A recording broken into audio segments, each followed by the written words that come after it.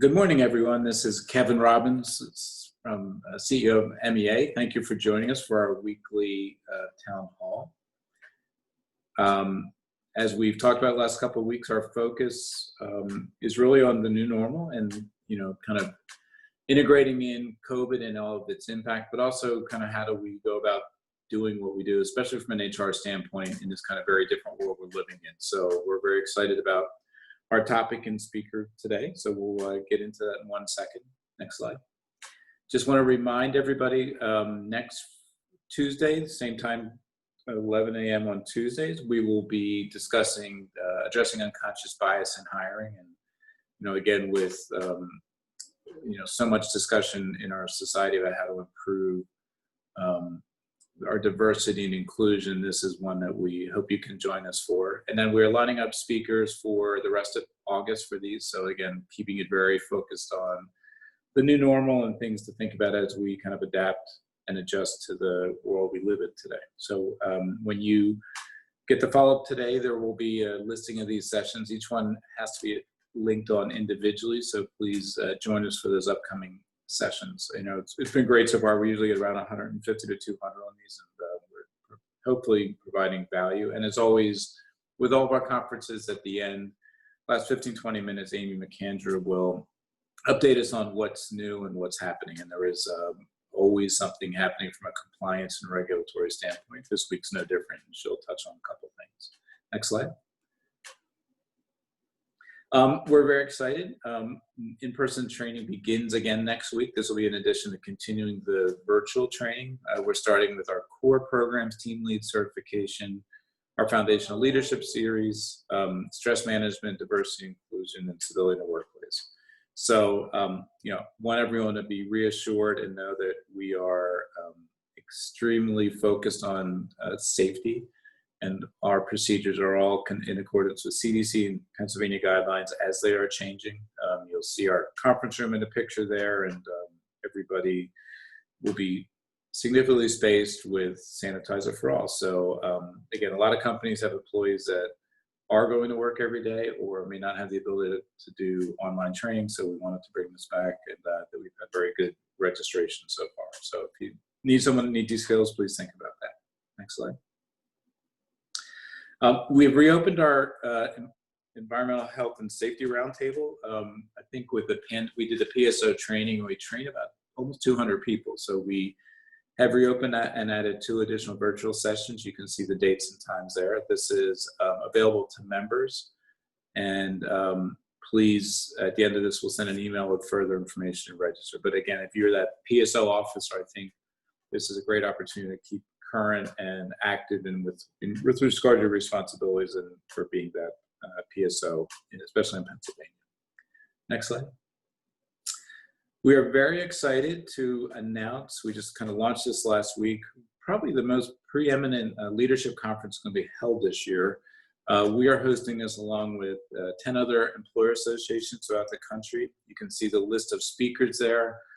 Really, these are the top of the top. Patrick Lencioni and Simon Sinek are extremely well-known speakers. Simon has a new book out called Infinity, which is really fascinating in terms of, how we think about games that don't, we usually think about a game as at the beginning and an end. And Infinity is saying, what if the rules are always changing and the world's changing, which is what we're living in. So we're very thrilled with these set of speakers. The price you see there for the 4-hour session, $190, it's a great price. You'll never find that for these kind of speakers. Members, you have $30 off now, so be sure you look for the email from us. This will replace our talent conference that we normally do in September. We just decided that this year, with the world going virtual, the opportunity to get these kind of speakers, was something we couldn't ignore. And by pulling together, frankly, we're spending money on these speakers that we would not otherwise get. So I hope you all can join us for this, and as well as other people in your organization. There is a discount if you have 3 or more that sign up for both members and non-members. So I hope you can join us for this on September 1st. And our own Margaret Urick, who is speaking in a minute, will be the moderator for this event. So we're very excited about this. Okay. So as always, when we're done today, we will send you out the recording as well as the presentation. If you do have questions during the session, type them in the chat or Q&A, and we will get to as many as we can. And for members, any questions you have following this, you can call the hotline or legal support or email us, and you can see the information there, which I'm sure you all know by now. So with that, let me turn it over to our speakers today. We have 2 agenda items. As always, we're going to finish with Amy on the COVID update.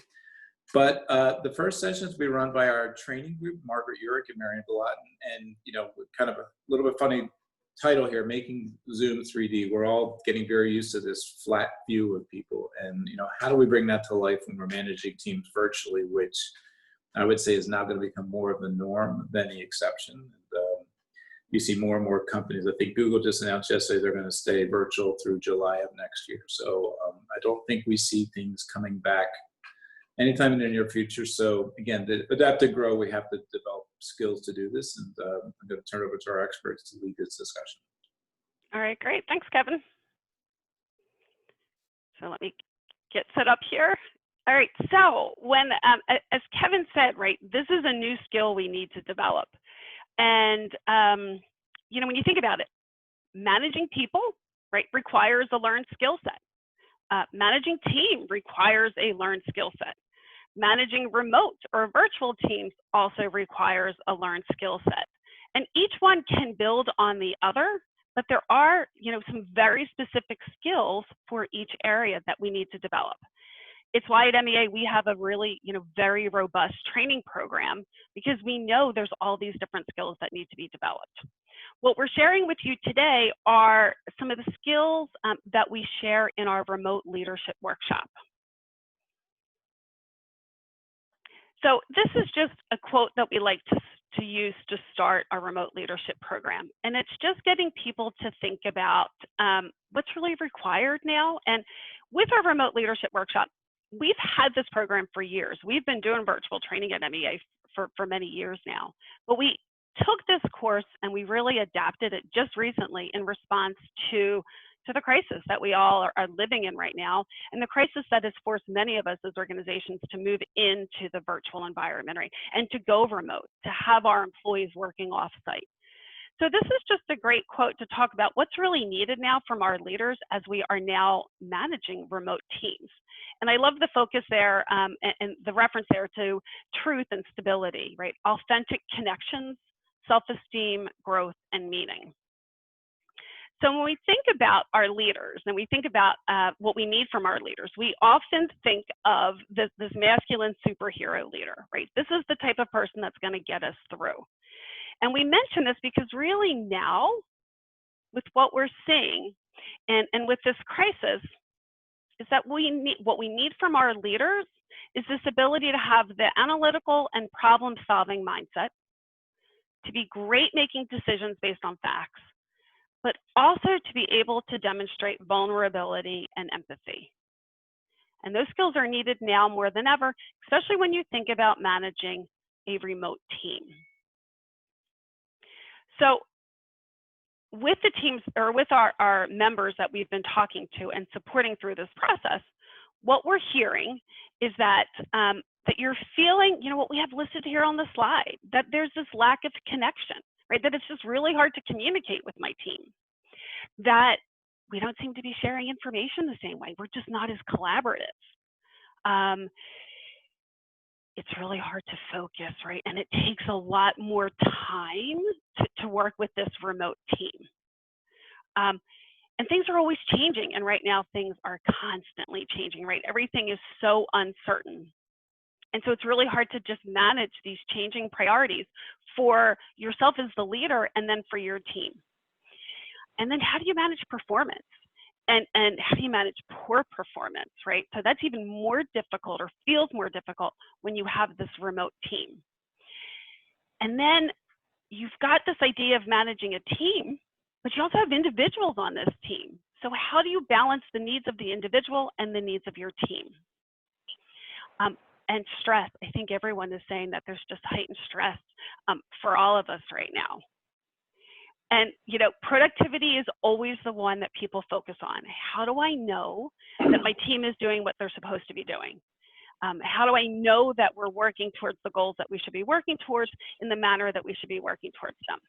So if any of this is going on for your leaders in your organization, if this is what you're hearing from them, if this is what you're feeling, please know you are not alone. This is basically what everyone's feeling. And again, it gets back to leading a remote team, leading a virtual team. It requires skills. And if you're new to doing this, you need to develop those skills. So when we think about managing a virtual team, these are kind of the focus areas, or these are the skill areas that you want to develop. How are you going to communicate with your virtual team? How are you going to build the right culture? How are you going to create that connectivity that you need so that you can have that high-performing team that you want? Accountability and engagement. How are you going to manage your virtual team for those? How are you going to do the coaching that you should be doing? And how are you going to develop your team, right? As a team and as individuals. Performance management, right? Assigning tasks, assigning stretch assignments, setting those goals, following up on those goals. All of these things you need to think about and are skills you need to develop when you think about managing now your virtual team. And now that you're virtual, more than ever, you have technology that you can leverage. So what is that technology? What's going to work for your team, for your culture, for your connectivity needs? And then how do you get everybody trained up on it and using it? So these are all the different things that you want to be thinking about, or that really you need to think about when you think about developing your skills as a remote leader. Today, what we're going to focus on is the culture and the connectivity piece. All right, Kevin only gave us a few minutes, so we're just going to focus in on that here for you right now. And with that, or to do that, I'm going to ask Marion to walk you through some really great tips that we have for you that can help with that connectivity and culture. Marion? Yeah, thanks, Mag. Hi, everyone. So great to be here with you. Remote is our middle name. Zoom is our lifestyle. And so how do we capitalize on those things and actually connect not only me as a leader with my employees, but the employees with each other, that collaborative thing to build a collaborative environment. So I have some tips. We go into great length in our remote leadership class today, as Mag said, or Margaret said, that we have a very short time. So I'm just going to give you a couple of tips and some key points that you should consider as you face this new world that we live in. Now, one thing I do know is that some people have a hybrid situation where some people are at work, some people are at home, and there are other organizations that we've worked with that have an entire team that's working completely virtual and have closed their offices down. So I know that your situation might be a little bit slightly different than the next company, but all of us are trying to engage our employees across the distance behind a laptop. And so that's what I want to talk about is the next slide there, Meg, is building that collaborative environment. And so one of the things we want to consider is humanizing. And this is a term, I actually did a lot of research with Duke University, and it's a hot buzzword. Not that we didn't always believe our employees were human, but right now, if you remember Maslow's hierarchy of needs, one of the most important things we as human beings need, a motivator, a driver, is to be connected. And so for that, we as managers need to create ways to connect. And it takes a little bit of extra effort and creativity. And so when we get forward or go forward in the session, I'm going to give you a couple creative solutions and know that in our our remote leadership class, we have a lot. So next, please. There it is, something that I mentioned already. And for a lot of companies, you might be onboarding right now. And so I know that we opened post-COVID and had a brand new employee. Well, that's a pretty tricky thing to onboard someone during this process. So getting to know your team, not just the new employees, but everybody from a different perspective, that human level, is something you want to consider. And next. And it's all about relationships. So that's a 101, and I know that you all know that. You want to, though this is the thing, people can feel isolated and distant and out of the loop. And we encourage you to support your team members so that they know how important they are and their role and their piece of the puzzle and how important they are to your success. And then finally there, I think there's one more. Connect at regular intervals daily if possible. So daily isn't always possible for many people. I know you're busy working managers, some of you getting things done. However, this piece is probably the most important piece to ensure your team is really functioning fully. Okay. So here's my team tactic 1, and I think I have 5 of them today for you, 5 or 6. And I'm going to go into them shortly. And these are things that I've gleaned from best practice companies where I've done research. And what are they doing? What are the Siemens of the world doing? What is Google of the world doing? And some other smaller companies as well have some great ideas. Now, this one is really important if you have a hybrid team. You want to level the playing field, meaning you may have people working in the office, and then there's a handful of people remote. Those handful of people who are remote, if you've ever been in that situation when you're kind of the outsider and most of the people are at work, you can feel pretty unequal. So you want to make sure that in a teleconference meeting, you call on everyone. And that becomes important. Or you could put the video stream up front and center so you can see those people on Zoom. And then the last thing, or second left there, is I've even, on occasions in training, put photos of people on chairs in the live room so that I could pay attention to those people who are online as well. So call on each person equally, regularly. Everybody is leveled out on this level playing field. This next tactic, I'm going to call it rituals. And rituals are get-togethers online that look a little different than what we think of. Now, I know a lot of my friends have been having cocktail parties online and playing games online and those kinds of things, rituals where they come together. And it's not necessarily to talk about work. It's that connectivity we're trying to drive. So this was actually by IBM.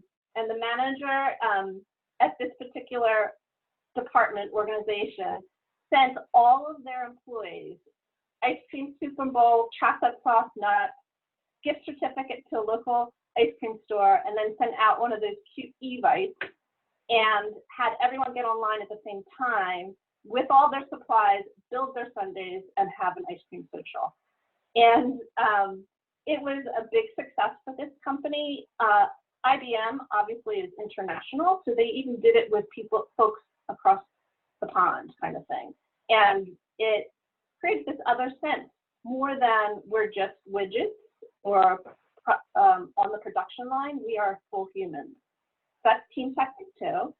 Team tactic 3, I was even saying this to Margaret earlier today, that we don't have those, side-by conversations when you walk down the hallway. And sometimes that's the best place for things to happen. So this is another theme, launch a virtual water cooler, and there's actually software out there for that.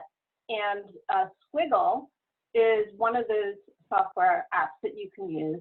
And their marketing here is saying they want to disconnect the loneliness, avoid communication breakdowns, and help company culture. And so what it is a platform where you can actually, on the next slide, you'll see some key points. It's a product that actually minimizes bandwidth. So it's similar to Zoom, but different. What it does is it'll take still images every 10 seconds. And you have everybody live throughout the day. Now this becomes important, and this one was actually with Siemens. They had a team in the US and a team in India working on a very significant project, tight deadline. And they found that one of the really important things was if we're all together, we can have that impromptu conversation. But it was less invasive than having your webcam constant, and it did save bandwidth. So it's a great way to see everybody, and you just click on a button to have a quick video chat like that side by, and there's a kind of view of what Squiggle looks like. Our next tactic is, this is team building 101, and we have to put it on wheels, so to speak, or make it more virtual. And so this team tactic, I'm actually going to share 2 different tactics with you today. And we're actually going to play a little with one briefly so that you get an idea. And so here is the birth map. And what you would do is share this with your team. And then everyone could share, gets a moment to speak, to talk about where they were born and what's their favorite thing about that, or a favorite story. So I'm going to ask you all to type into chat right now, where were you born, so we can see the variety of places people come from, and then one maybe favorite thing about that location. So I'll give you a moment to do that. All right, I see them coming in. We've got Philadelphia, Puerto Rico, the beaches, oh my gosh, so beautiful. Philadelphia, Bronx, Italian food, oh my gosh, you're speaking to Italian. Northern New Jersey, simplicity. Belfont, Pennsylvania, okay, variety. Seems to be tri-state so far. Chestnut Hill, Philadelphia, okay. Atlanta, oh, that's someone out of state, finally, okay, I love Atlanta. Born in Baltimore, Lancaster, Conshohocken, Longview, Washington, sports team. Not sure what that is, Mary, but okay. And Bloomsburg, PA, and Hershey, PA. So we get the idea, and I'm seeing others come in. And then it's fun to actually have the connection of the story and actually bring everybody up on video. And so there's a company that called Cerner, and they actually are worldwide, and they have a slogan for their company, cameras up. So I know some people feel uncomfortable online. They actually are promoting that they keep their cameras up. So during this activity, you insist that people keep their cameras up for this and can take it down later, or whatever works for your culture, but get to share a story. All right, so that's the birth map. Let's look at this next activity that I have. It's called My Life Story in 5 Minutes. And this is actually fabulous for onboarding new employees. So it's a great exercise where you get to listen and then actually mirror back to the other person that you're listening. And it also helps team members learn about each other's interests. So what you want to do is, I know in Zoom, some of you have experienced breakout rooms. You can actually put pairs, teams, into partner groups in those breakout rooms. And if that doesn't work, you don't have enough bandwidth, you can always have them call each other on their cell phones. But they get exactly the 5 minutes, each person, so a total of 10, to share their story. And the other person, the listener, has to reflect back what they heard. And you get to hear a lot of interesting stories when you make it this wide open. And individuals on your team that aren't regularly collaborating have a chance to build those relationships through these kinds of exercises, so that when they do have work to do together, it's like grease traps. They can do it so easily. So that is the 5-minute life story. I think I have 2 more. So our weekly Hangouts. This one, some of you have probably heard of Google Hangouts. And a company, it's an online company called Zapier, and what they do is every Friday at 12 noon Pacific time, they get together for their weekly Google Hangout to summarize the week's events. We at MEA do something very similar. In addition, it's not just about the summary of that. Each team member goes over what they're working on in their roadblocks, and then after a 10-minute break, one person in the company presents on any topic of their choice. So it's pulling people into the process and giving them a voice amongst their peers. And that really is a connecting activity as well. And then our final thing is mission critical, as I say it, is meet in person. If you can, if you can. So I know for some companies this may be impossible, but if you can, it's a good idea. Otherwise, use that slogan, cameras up. And this is also a Siemens idea that I gleaned from my research. And basically, they had a team working on a project. One team was in India and one team was here in the States. And they were required to rotate someone from America going to India and someone from India going to America. So everyone got the chance to visit the other country and stayed with a host and had to do a minimum of 2 non-work related activities in that area. So it was really about getting to know someone. It was the prime reason, because what Siemens knows, and most of us know, is that when you know someone better, you kind of understand how to work with them. So these are ways that they actually supported that in person. So for you, can you grab a lunch at a 6-foot social distance restaurant somewhere with your team and just chat with each other? Maybe once a quarter. Well, I would say more than that. Once a week would be beautiful. Once a month, not bad. As often as you can is really our best practice. So with that, I think those are all the team tactics. A nice taste, and know that there are many more areas that we look at in our remote leadership online. Thanks, Meg. All right, thanks, Marion. They were awesome tips. And, you know, as Marion said, and I know she made the point several times, is that when you're doing these team building activities, you do want to make sure that that everyone in the team has an opportunity to be heard. Everyone has an opportunity to participate. And that, as a leader, might require you to reach out to that person, you know, during that activity, and really be sensitive to the team dynamics and what everyone is doing. The other thing you don't want to lose focus on is that while you're managing a team, that team is made up of individuals. And it's also important that you check in with the individuals on your team and that you have regular conversations with them as individuals. And I was just talking to a member the other day, and we were talking about this. And regular conversations is great, but you also need in those conversations, or at least in some of those conversations, to make sure that you are having real open, honest, vulnerable conversations with your employees on an individual basis. And that's a conversation where you're asking, how is that employee doing, right? How are they feeling right now? How can you support them better? And where do they feel they need some help, right? Being able to ask those types of questions and really check in with the individuals on your team will go a long way to managing your remote team. So I did just want to highlight for you, as I said, what we shared with you today were some great tips that came from our remote leadership workshop. We are hosting one on August 13th. It is virtual. We're talking about managing a virtual team. So of course, we're doing this one virtual. There's the link if you wanted to sign up. It does start at 9 a.m. and you'll learn, or I should say your managers, if you choose to sign them up, will learn the tips that Marion just shared, but in greater detail. We'll get the opportunity to try some of them out, and then we'll also cover some of those other areas that we need to be thinking about when we're looking at.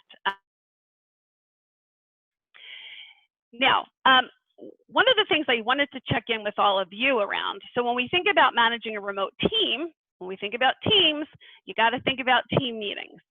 And one of the things that we're hearing is that this is also something that's really been difficult for people to run an effective team meeting, or I should say an effective virtual team meeting. So curious how many of you feel that in your organization you're doing a good job with this. I can tell you that, you know, prior to joining MEA, and I've been here now 2 years and it's been awesome, but prior to joining MEA, I was a virtual training consultant. I spent about 6 or 7 years in the virtual space working with companies of all sizes, figure out how to train effectively in the virtual environment, design their meetings and their trainings for the virtual environment, and how to consult in the virtual environment. So we'd like to gauge your interest now for us creating a effective or leading an effective virtual meeting type of workshop. If we were to pull that together for you and we were to offer that, would there be interest? Is this something that you'd want to send your managers to? So what I'd like to ask you to do is just in chat, if you feel that your organization could benefit from having your leaders go through some type of training that helps them lead an effective virtual meeting, please go ahead and just put yes in chat or some type of positive comment in chat. That will let us know if there's an interest or not. If so, like I said, we'd be happy to pull our expertise together and design that for you. All right, and actually that does end my presentation. Amy, I kept it hopefully within the time limit so that I can turn it over to you. I know you have some great information to share with everybody, but please go ahead and in chat, let us know if you'd be interested in this program. And if you have any questions, feel free to put them in chat. I will hang around and answer those questions. Great, thank you very much, Margaret. So, get to where I want to be. So just a quick update as far as what's going on. As we know, everything around COVID is changing all the time. So just a few updates for you today.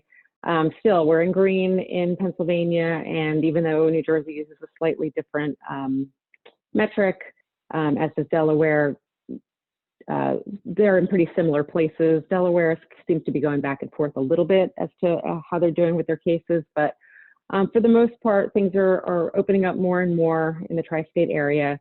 And even though we use the moniker green, it doesn't mean go, right? Still continue telework where we can, still following the safety orders. Universal masking is required both in Pennsylvania and New Jersey. And what that means is even outside, if you can't maintain social distancing, you should be wearing a mask. The other big change, and this is a little bit of a pullback in Pennsylvania over the last couple of weeks, trying to limit gatherings, indoor gatherings not to exceed 25, outdoor gatherings can be up to 250, but again, you need to maintain social distancing. So I've just started going back out and doing live anti-harassment training, and I've seen our members get really creative about how they do that. You really need a big room, is kind of what it comes down to, a big room where you can space chairs far apart. So we talked about this last week, but this is a change from the CDC, so I wanted to go over it again. The CDC has updated its guidance for discontinuation of isolation for people with COVID-19. This is non-healthcare setting. So the main strategy, and the strategy that seems to be favored by the CDC and by local health departments, is a symptom-based strategy. Okay, so if you have COVID-19 or you have an employee with COVID-19 and they have symptoms, and they were directed to care for themselves at home, they can stop the isolation under the following conditions. All three of these have to be met. Okay, you've got 10 days passing since the symptoms first appeared. At least 24 hours have passed since the fever has cleared, and that's again without the use of fever-reducing medications. And other symptoms like cough and shortness of breath have improved, which is a little bit subjective, I think, but when you have all those three things together. There is a test-based strategy, but again, the strategy depends a lot on the availability of testing supplies and laboratory capacity, because I think what we're seeing, certainly in the greater Philadelphia area, is that even if you can get a test, it can take a week, sometimes more, to get the test results back, and so that's not very helpful. And I think also the CDC has shown that they favor the symptom-based strategy. So this can be used or is recommended only for people who are severely immunocompromised. You need the resolution of the fever, again, without the use of fever-reducing medications, and improvement of symptoms, and consecutive specimens collected 24 hours apart or more. Okay. We also just want to touch on, because we get this question a lot, the CDC guidance for employees who have been exposed but are not showing symptoms. So you have an employee who comes in and says, you know, my wife has it, or you have an exposure somewhere else. They've got a relative, or they've been somewhere that they know they've been exposed. So employees who may have been exposed if they are in close contact with someone who's infected. What is close contact? CDC has changed this definition around a little bit, but right now it's being within 6 feet for a prolonged period of time. That's usually 6 minutes within 6 feet, or 15 minutes within 6 feet, excuse me. So potentially exposed employees who have symptoms should self-isolate, seek health care as needed. Potentially exposed employees who do not have symptoms should remain at home, so self-quarantine, and practice social distancing for 14 days.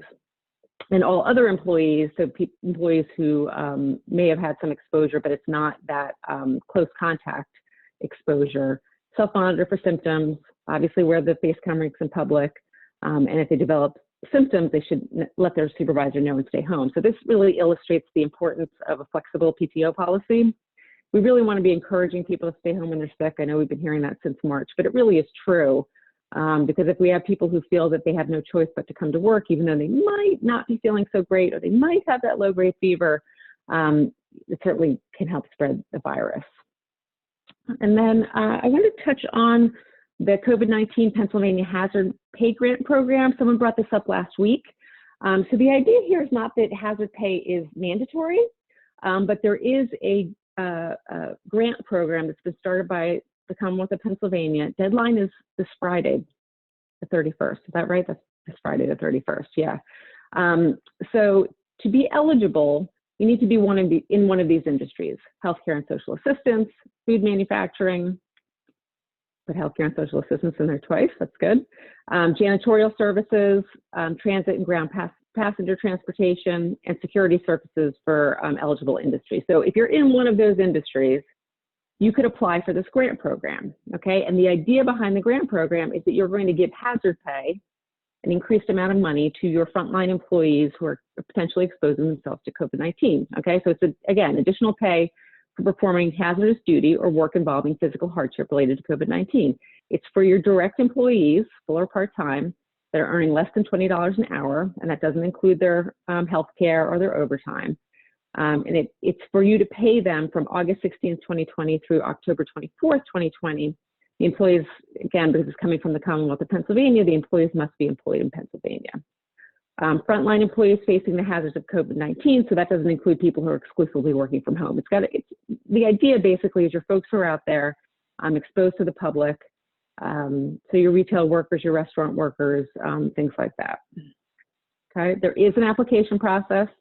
Like I said, July 31st deadline, and when we send the email out with regard to today's webinar, I'll send you a link that has more information from the state. The state put together a pamphlet on this, so you can get more information from the state.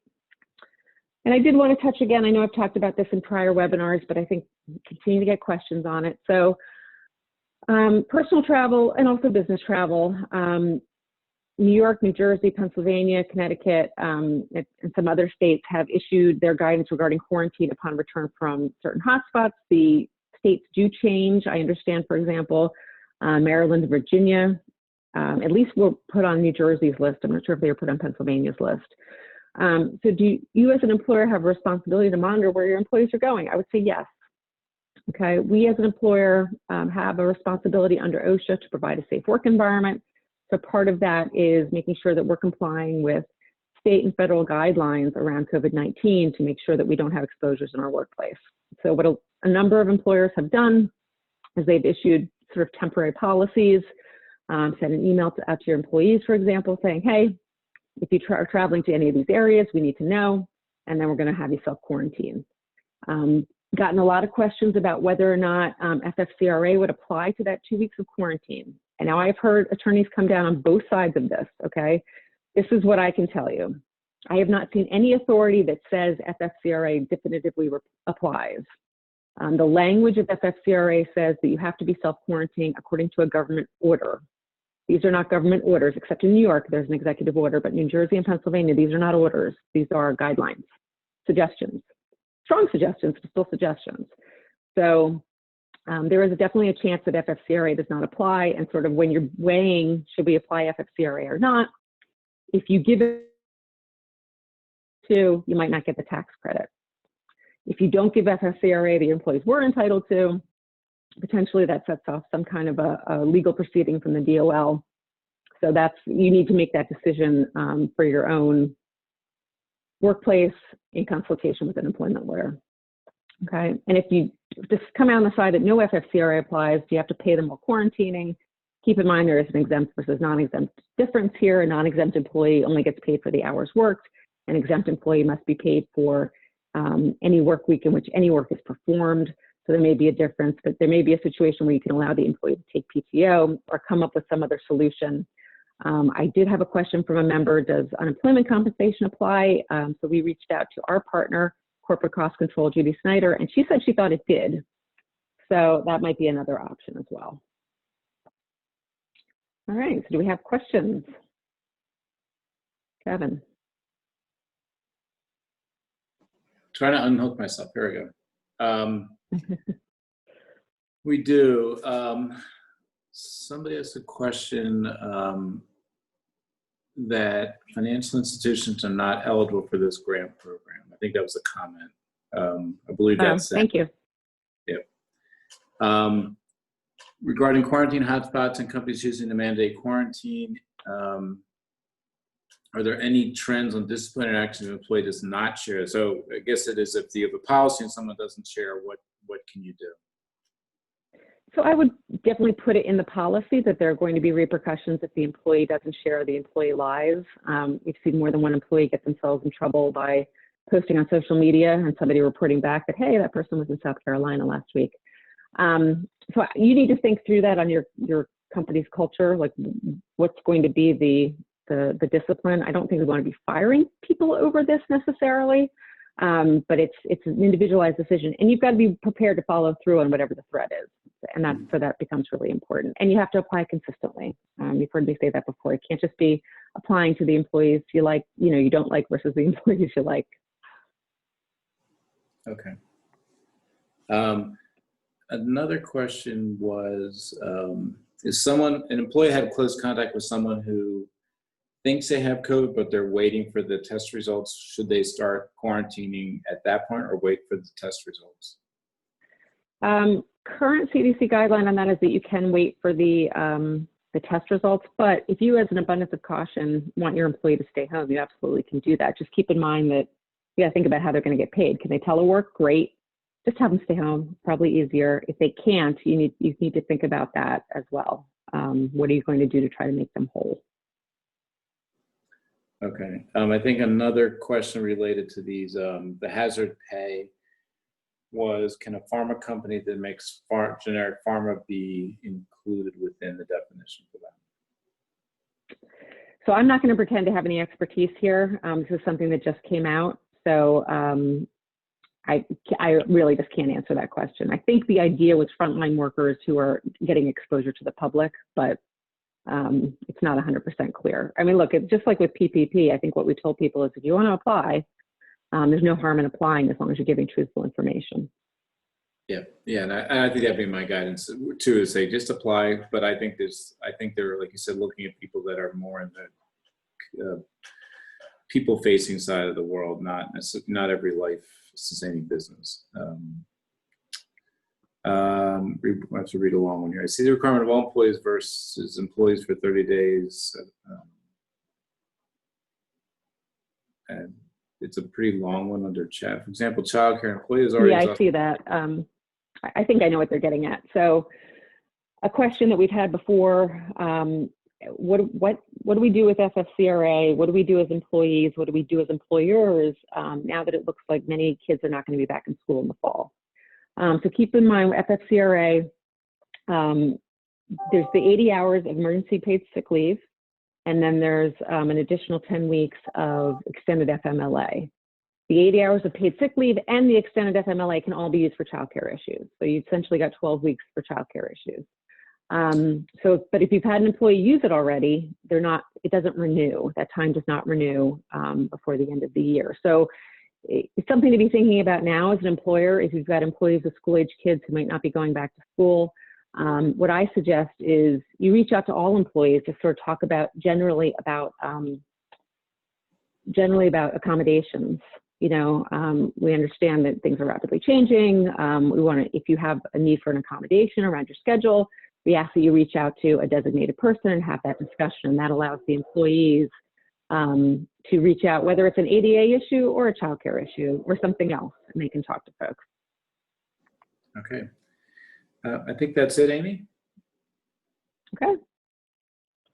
Great. So thank you guys very much. As you know, Coronavirus Resource Center is out there for you. And we were on PSO training yesterday and had at least one member reach out and didn't realize that we had that safety and health policy. So that is out there. If you haven't put in place your safety and health policy, you can, as members, you can pull that off of member tools and customize it to your workplace. So thank you so much, and we'll see you next week. Thanks very much. Bye-bye.